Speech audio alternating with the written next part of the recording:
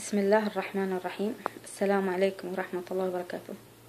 أحمد الله سبحانه أن جعل في هذا الشعب أبطال أمثال الأحرار الذين تكلموا في التسجيلات وأبرأوا الذمة وتكلموا بشجاعة وثقة ومسؤولية. والله أن الشعب فيه مثل هؤلاء ما ينخاف عليه، وأنا ما هو فقط أؤيدهم.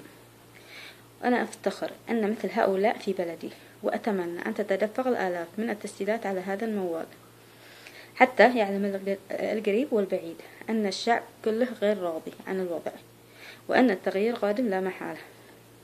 أخواني وأخواتي، كلكم تعرفون الوضع سيء جدا في بلد الحميد: بطالة، فقر، جريمة، فساد، ظلم، فوضى، احتقار للناس، وإهانة لأشرافهم وكبارهم، تزوير للدين، وفساد في القضاء، وضياع للحقوق، ونفاق في كل شيء.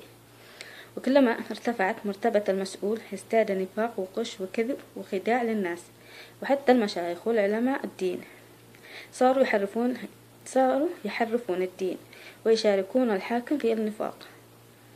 وفوق هذا كله سجن للمصلحين المطالبين بالحقوق والحكم عليهم ظلما باسم الشريعة.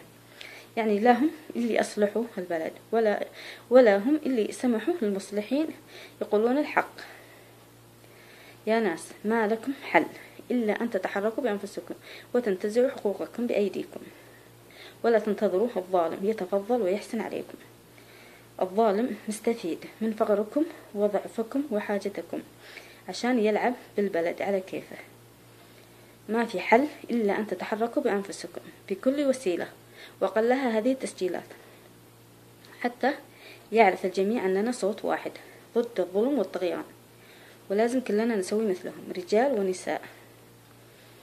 وانتهى عهد الخوف والخنوع والذل وتصديق الكذابين، وما عاد ينطلي علينا كذبهم ونفاقهم وادعاء تطبيق الشرع إلا شوهوه وزوروه واعتدوا عليه.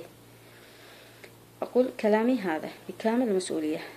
أنا شيماء محمد المالكي من أبها، والأصل من الجنوب بني مالك، وهذه بطاقتي الشخصية: شيماء محمد حسن الخالدي من أبها.